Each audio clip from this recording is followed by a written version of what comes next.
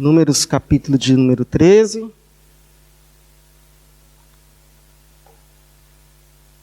A partir do versículo 25. Diz assim: Ao fim de 40 dias, eles voltaram de sondar a terra. Ao chegarem, apresentaram-se a Moisés e a Arão e a toda a comunidade dos israelitas no deserto de Parã, em Cádiz. Então relataram tudo a eles e a toda a comunidade e mostraram-lhes o fruto da terra. E prestando contas a Moisés, disseram: Fomos à terra a qual nos enviaste. Ela de fato dá leite e mel, e este é o seu fruto. Contudo, o povo que habita nessa terra é poderoso, e as cidades são fortificadas e muito grandes. Vimos também ali os descendentes de Anak. Os amalequitas habitam na terra do Neguebe, os heteus, os jebuseus e os amorreus habitam nas montanhas, e os cananeus habitam junto ao mar e ao longo do rio Jordão. Então Calebe fez o povo calar-se diante de Moisés e disse: Temos de subir e nos apoderar dela, pois com certeza conseguiremos prevalecer contra ela. Mas os homens que haviam subido com ele disseram: Não conseguiremos subir contra aquele povo, porque é mais forte do que nós. E então depreciaram diante dos israelitas a terra que haviam sondado. A terra por onde passamos para conhecê-la é uma terra que devora os seus habitantes, e todos os que vimos nela são homens de grande estatura. Também vimos ali os Néfilins, pois os descendentes de Anak procedem dos Néfilins. E éramos como gafanhotos aos nossos próprios olhos e também aos olhos deles. Obrigado, Senhor, pela Tua palavra, e pedimos agora o Teu conselho, a Tua unção, o abrir de coração, de mente, de entendimento, e, como já foi pedido, que haja terra fértil hoje para receber a semente da Tua palavra. Pedimos que assim seja, para a Tua glória, para a nossa salvação, em nome de Jesus. Amém. Lá em casa, na sala, a gente tem assim um quadro, é meio abstrato. Não é abstrato, mas é meio. E esses dias, meu filho estava olhando para o quadro e disse assim: Olha, papai, uma girafa. Estou vendo uma pomba, uma árvore. E eu assim, irmãos, sinceramente, eu nunca vi nem girafa, nem pomba, nem árvore nenhuma naquele quadro. Quando eu olho para o quadro, eu vejo que está lá nele, que são prédios, uma cidade. Mas isso é igual aquela brincadeira, lembra, de olhar para as nuvens e cada um falar o que está enxergando? Aí um enxerga uma coisa, o outro enxerga outra, aí a gente pergunta: mas como é que você está vendo isso? E aí, a não ser que esse outro explique muito para a gente e mostre assim, a gente com muito esforço, realmente, me parece. Mas essas coisas, elas mostram para a gente uma verdade que nem sempre é muito óbvia ou fácil de aceitar, principalmente dependente de como a gente é. Que a gente pode olhar para a mesma coisa, para o mesmo objeto, para a mesma situação, para a mesma realidade e vermos coisas completamente diferentes. Porque o que define o que a gente vê não é só o que a gente vê. O que define o que a gente vê é também como a gente vê. E o como a gente vê é influenciado por infinitos fatores, ou pelo menos muitos fatores. Eu poderia listar aqui pelo menos 5, escolhi 3. Por exemplo, as nossas experiências passadas definem muito como a gente vê, a gente olha e a gente interpreta as situações presentes. Por exemplo, eu sempre morei em apartamentos cujos sons sempre vinham de cima, nunca vinham de baixo. E aí eu me mudei recentemente e comecei a ouvir barulho e jurava que estava vindo de cima. Depois de alguma investigação, eu descobri que, na verdade, o barulho que tanto me incomodava estava vindo de baixo. Completamente diferente do que eu pensava, mas eu podia jurar que era, devido às minhas experiências passadas. Uma outra coisa que define a forma como a gente enxerga as coisas são as nossas paixões. Os nossos desejos, que a coisa seja como a gente quer que ela seja, ou pensa que ela deve ser, também isso define como a gente enxerga as coisas. Por exemplo, já foi dito que os apaixonados, eles não se apaixonam pela pessoa em si, eles se apaixonam pela imagem que eles fazem da pessoa. A pessoa se apaixona por um ideal, que ela olha e pensa que é, e aí o tempo vai mostrando que aquele objeto, aquela pessoa, não bate com aquele ideal que ela fez dela e pelo qual ela se apaixonou, e passa então o resto da vida tentando encaixar a pessoa real no molde da pessoa ideal. Na imagem que ela fez, que ela construiu, que ela se apaixonou, e acha então que essa pessoa real deve ser, mas não é. Foi uma imagem projetada, foi como ela viu, como ela gostaria que fosse. Isso eu estou falando pessoas, mas pode ser qualquer coisa. As nossas paixões, a nossa visão de mundo, a nossa cultura. Uma outra coisa que define a forma como a gente enxerga as coisas são os nossos medos. O medo faz a gente enxergar muita coisa distorcida, aumentada. Por exemplo, teve uma vez que eu viajei na minha adolescência com minha família para um lugar que a gente sabia que tinha cobras. E aí uma noite assim, a minha mãe olha pela janela da cozinha e ela diz assim, uma cobra! E aí junta eu e meu irmão, e eu olho, e ela aponta onde ela estava vendo uma cobra, e você acredita que eu vi uma cobra também? Eu falei, é mesmo, uma cobra. Vamos chamar alguém. E aí chamamos um homem que morava lá, que estava acostumado com essas coisas, e ele no quintal procurando a cobra, a gente dentro de casa, falando para ele, ali, e ele aonde? Ali, mais para o canto, aí, mais para a direita. E aí então ele se abaixa e diz assim, isso aqui, isso daqui é uma folha. Uma folha.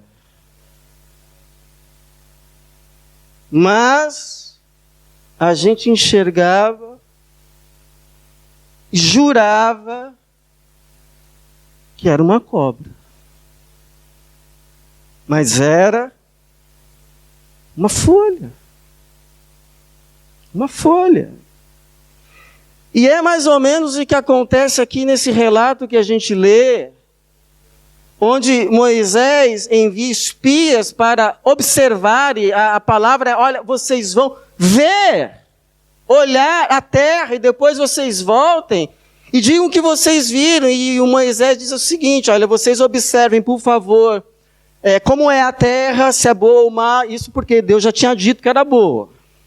Vocês observem para ver como as pessoas moram, se é em cidades ou se é em tendas. Vocês também observem como é o povo, se é forte, se é fraco. E aí então, depois de 40 dias, esses espíritos, que eram 12, um representante de cada tribo, eles voltam com o relatório e começam a prestar contas de acordo com o mandato pelo qual foram enviados a ver. Então eles dizem o seguinte, olha, nós fomos e a terra realmente é boa. Está aqui um fruto que nós trouxemos, um cacho de uva que precisava de 2 homens para carregar. A terra é muito produtiva, é fértil. As cidades, porém, são fortificadas. E em uma outra versão diz que eles disseram que os prédios iam até o céu. Já começou o exagero. E aí quando chega a parte para dizer como eram as pessoas, é como nós lemos aqui no versículo 33, também, ou melhor, no final do 32, e todos os que vimos nela, todos, são de grande estatura. Dizer que a maioria, ok, mas todos, já era uma generalização. E aí continuam dizendo, olha a frase que eles usam, no final do 33. E éramos como gafanhotos aos nossos próprios olhos, e também aos olhos deles. Um exagero sem tamanho. Porque, de fato, os descendentes de Anak eram altos, talvez alguns da altura de Golias, 2,77. Mas descrever isso numa proporção de homens para gafanhotos era uma descrição não tanto baseada naquilo que de fato viram, mas uma descrição baseada na forma como viram. E o resultado foi gritaria, porque o 14:1 começa dizendo, a comunidade levantou a voz e gritou. Uma versão diz, berrou. O resultado foi murmuração, versículo 2, e todos os israelitas murmuraram contra Moisés e Arão, dizendo, não seria melhor ter morrido no Egito? Foi rebelião contra Deus, versículo 3, porque o Senhor nos trouxe a esta terra para cairmos à espada. Nossas mulheres e nossas crianças serão capturadas, não seria melhor voltar para o Egito? E foi sedição. Vamos eleger um líder agora, que nos conduza de volta para o Egito. Olha o que faz uma notícia distorcida. Resultado, ao invés de terra prometida, 40 anos num deserto. 40 anos, não foram 40 dias. Versículo de número 34 diz assim, segundo o número dos dias em que sondastes a terra, isto é, 40 dias, levarei sobre vós as vossas culpas por 40 anos, um ano por dia, uma geração inteira vivendo num deserto. Uma geração inteira recebeu como recompensa, pela forma distorcida de enxergar as coisas, 40 anos num deserto. E aí a pergunta que fica é: quais as atitudes que eu, você, nós como igreja, a gente precisa ter a fim de sermos guiados pelos olhos do Senhor num caminho de vitória, não sem lutas, mas de glória, porque é o caminho de Deus que Deus nos aponta, ao invés de sermos guiados pelos nossos próprios olhos num caminho de deserto. Quais as atitudes? Creio que a primeira, a mais básica, atitudes de humildade. Atitudes de humildade. Que humildade? A humildade de reconhecer que, seja qual for o assunto, a situação, a questão, o problema, o objeto, seja o que for, que a gente vê e a que a gente enxerga, o nosso ponto de vista é apenas a vista de um ponto. E a partir de um ponto. Mas pastor, como é que ele não vê o que eu enxergo? Porque, minha irmã, você está enxergando a situação de um ponto, ele está enxergando a situação de um outro ponto. Ele está falando a mesma coisa, como é que ela não enxerga o que eu enxergo? Então, vá lá, dê a volta, se coloque na posição dele e olhe. E ele a mesma coisa. Pode ser que você veja coisas diferentes. Vá lá vestir o sapato dele. Vá lá calçar a sandália dela. A coragem e a humildade de admitir que o máximo que a gente pode descrever do que a gente vê é uma impressão. Não seja orgulhoso a ponto de dizer que a parte que você enxerga é o todo. Porque o Paulo mesmo nos ensinou essa verdade. Ele diz, olha, hoje nós vemos em parte. Em parte. Vai haver um dia que nós veremos face a face. E que nós conheceremos como nós somos conhecidos. Mas por ora, tudo que nós conseguimos enxergar é como se fosse assim por meio de um espelho. É um reflexo. E os espelhos daquela época eram assim de bronze, eram obscuros. É isso que ele está querendo dizer. O máximo que a gente enxerga de uma dada situação é uma percepção, é uma impressão. Não sejamos arrogantes de dizer que a parte que vemos corresponde a tudo.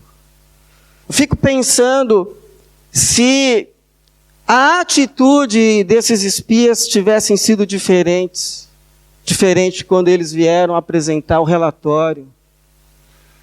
E imagine se os 10 viessem e dissessem, olha, nós olhamos a terra, o fruto é bom, a terra é boa, as cidades são fortes, e os homens são de uma estatura assim grande demais, que olha, aos nossos olhos, de acordo com a nossa percepção, não dá.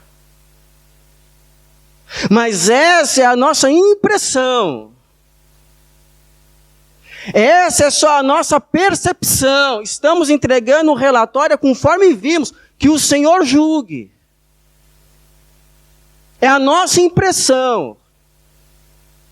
E aí então viriam Caleb e Josué, e depois a nossa impressão já foi diferente. Está certo que o povo é forte, a cidade é fortificada, mas o Senhor é maior. Então vamos, porque eles não estão mais protegidos do que nós. E aí então Moisés poderia levar a questão à tenda da congregação, onde Deus se revelava. Está aqui a questão, Senhor, para que o Senhor nos mostre. E aí, como aconteceu depois no versículo de número 11, o Senhor se revelaria e poderia apontar o caminho que eles deveriam seguir pela nuvem, que os guiava durante o dia, ou a coluna de fogo que os guiava durante a noite. Senhor, nos revela a tua vontade. Olha ali a nuvem, está se dirigindo a Canaã. Então, povo de Israel, ser forte. Mas tinha que ter essa humildade. Eu não vejo tudo. Não vejo tudo. Humildade que o Davi teve quando assumiu o reinado de Israel. Os filisteus souberam que haviam feito Davi rei e logo se ajuntaram contra ele, foram atacá-lo. E ele então, quando soube da notícia, a primeira coisa, joelho no chão e perguntando a Deus: Senhor, devo atacá-los? E a resposta foi: vai! E ele venceu, porque o Senhor foi à frente. Porém, os filisteus, depois de um tempo, voltaram. E ele poderia olhar a situação através das lentes agora da sua experiência. Eu já sei como vencer filisteu. Mas não. Joelho de novo no chão, rosto no pó, coração quebrantado, compungido. Eu não sei, Deus é quem sabe. Devo atacar os filisteus? Vai, mas olha, dessa vez, vá pelo caminho das amoreiras. Quando você ouvir o som, vá pelo caminho das amoreiras e os encontre por trás, porque esse som das amoreiras é o som do Senhor indo à sua frente. Então, tome cuidado para não andar na frente de Deus. Porque quem vê não sou eu. Quem vê não é você. Quem vê as coisas como de fato são é Deus. E a não ser que Ele revele, a não ser que Ele esclareça, a não ser que Ele ilumine, a não ser que Ele mostre, a gente não vê. Ou, pelo menos, não vê como deveria ver.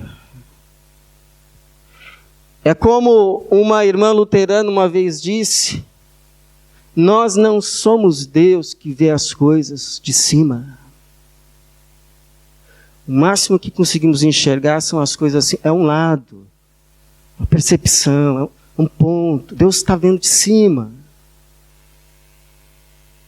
Então, humildade. Não é isso que Deus requer de nós lá em Miqueias, capítulo de número 6, versículo de número 8, que diz: por acaso o Senhor exige de ti alguma coisa além disto? Que pratiques a justiça, ou seja, faça o que é certo, ames a misericórdia, porque você também erra, e andes em humildade com o teu Deus. Andes humildemente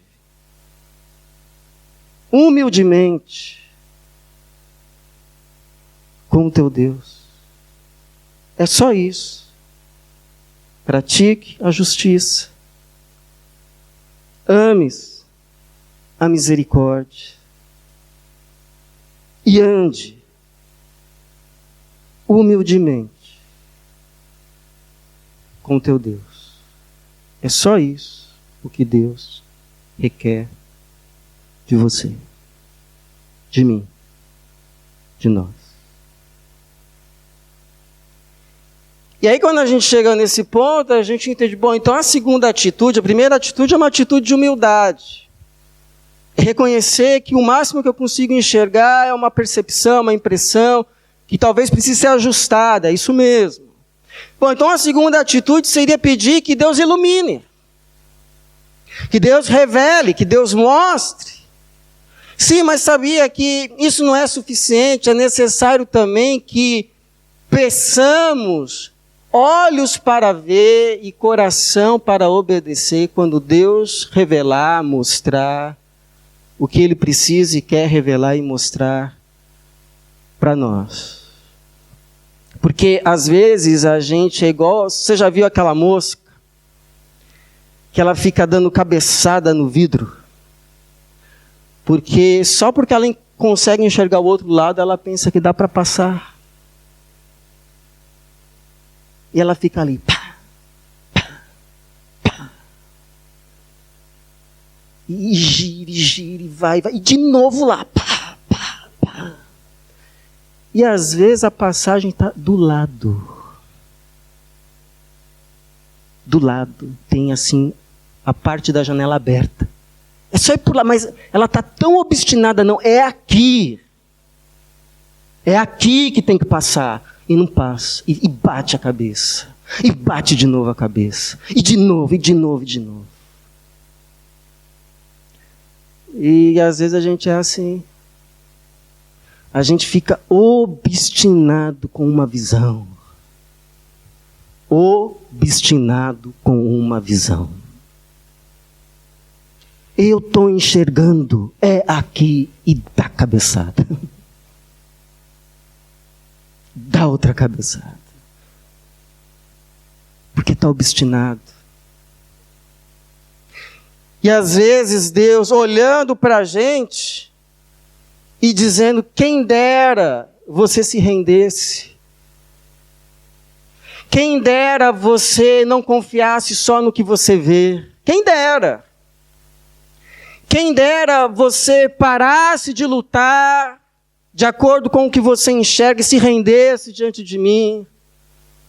E reconhecesse que você não vê como deve ver, não enxerga tudo, e que precisa dos meus olhos, porque lá o Salmo 32:8 diz, a promessa do Senhor, eu te instruirei o caminho que você deve seguir, eu te guiarei com os meus olhos. Vai lá, Salmo 32:8, risque lá na sua Bíblia, eu te guiarei com os meus olhos. E aí então, se você se rendesse, eu te tomaria pela tua mão direita, e eu te conduziria num caminho de paz, num caminho de bênção, num caminho de vida. Porque é essa a fé que Deus requer de nós, não é aquela fé que diz assim, não, se Deus é Deus, e eu sei que Ele é, Ele vai me fazer passar por essa janela, mesmo que tem um vidro, aí eu vou atrás. Não, isso aí é tentar a Deus.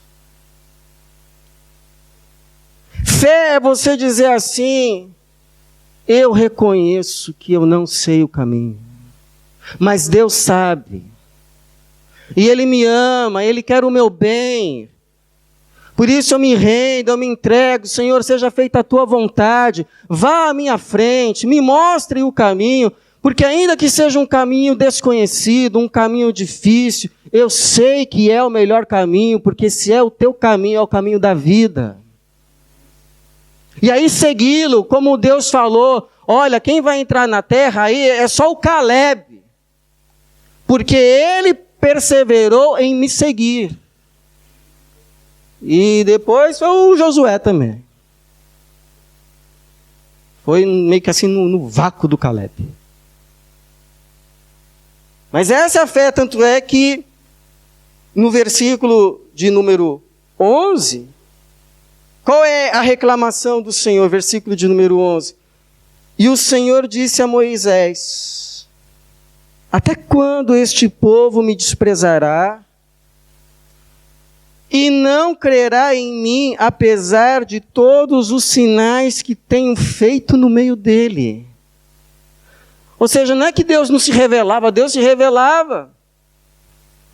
Mas que o povo se esquecia fácil, e aquilo que Deus tinha mostrado no passado deveria moldar a forma como viam as coisas no presente, pela fé, e que quando Deus revelava, e Deus se revelava, Não é que Deus não se revelava, mas que quando Deus escancarava a verdade, o povo não obedecia.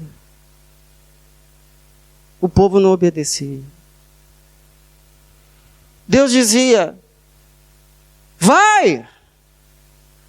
Pode entrar na terra, eu estou indo à frente. E aí eles viam que Deus mostrava e olhavam o que eles estavam enxergando. Não vamos não. Não vamos não. Bom, então tá bom, não vão. Agora também quem diz que não vão sou eu. Meia volta vou ver, deserto. Ah não, agora a gente vai. Agora a gente vai.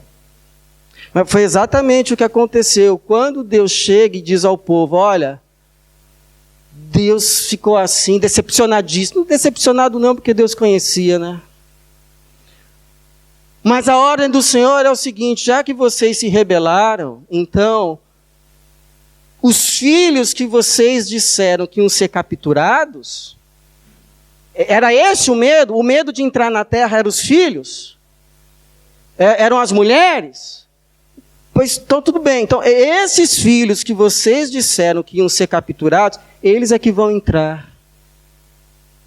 Eles é que vão entrar, mas só depois que toda essa geração rebelde passar. Então, meia volta vou ver caminho do deserto. Aí quando eles ouvem isso, versículo 39. E Moisés falou essas palavras a todos os israelitas, e todo o povo ficou muito triste. Sério? Ficou triste?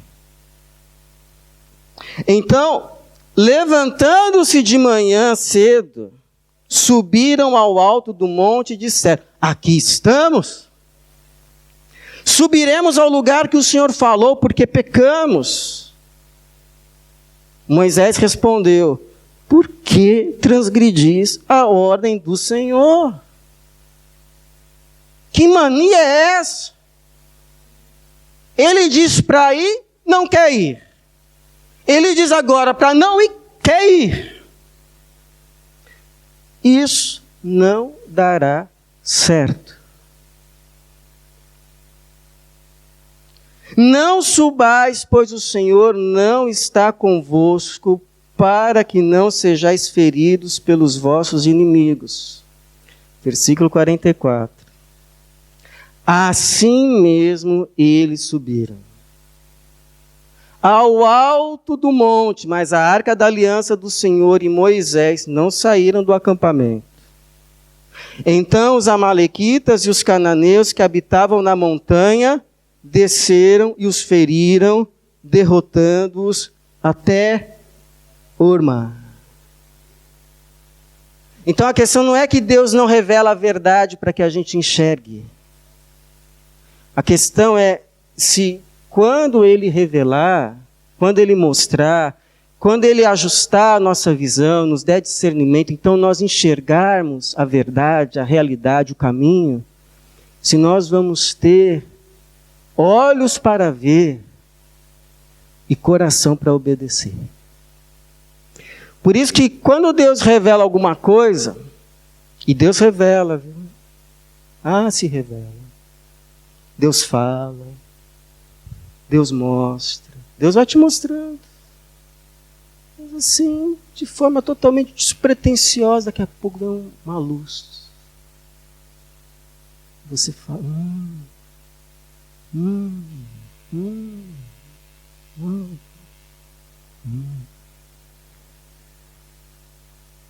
A gente precisa de duas coisas nessa hora. Duas. Pelo menos duas. Uma é serenidade. Porque nem sempre a gente quer ver a verdade. Porque a verdade às vezes dói. A realidade às vezes é dura. E a gente não quer ver. É por isso que um filósofo chamado Nietzsche, um dia ele disse ter perguntado: quanta verdade eu poderia suportar? quanta verdade eu poderia suportar? E a minha resposta seria, isso depende de quem te fala a verdade. Se é alguém que te ama ou te odeia. Porque a verdade de Deus, dita pela boca de Deus, não esmaga ninguém. A verdade de Deus, dita pela boca de Deus, não esmaga, mas liberta. De enganos que não levam a lugar nenhum. Conhecereis a verdade e a verdade vos libertará. Então, Senhor, estou disposto a ouvir toda a verdade que eu preciso ouvir e enxergar toda a realidade que eu preciso enxergar, ainda que seja totalmente oposto àquilo que eu enxergo, contanto que venha do Senhor. Pode falar, Senhor. Pode mostrar. Porque eu sei que se vem do Senhor é bom. É libertação. É salvação. E segundo, a gente precisa de coragem. Porque tem coisas, irmãos, que não vão mudar enquanto a gente não agir. A gente fica esperando. A gente fica procrastinando. A gente fica colocando pano quente, tampando o sol com a peneira, dizendo isso aí uma hora melhor, isso aí uma hora muda. Mas o tempo vai passando e não muda. Bom, então vamos agir de qualquer forma? Também não. É como um pastor já disse, nós ficamos orando às vezes para saber qual é a vontade do Senhor, quando deveríamos orar para ter coragem de fazermos aquilo que a gente já sabe ser a vontade do Senhor. Então, uma dica, melhor, duas. Quando você estiver diante de uma situação difícil, que você perceber que a situação está carecendo de uma ação, de uma decisão, mas a coisa não está iluminada. Você tem dúvidas, então sinal vermelho. Não é hora de agir. É hora de esperar o dia amanhecer, Deus iluminar, Deus revelar, Deus desanuviar as sombras de dúvida até que nasça a convicção. Não, de fato, é isso.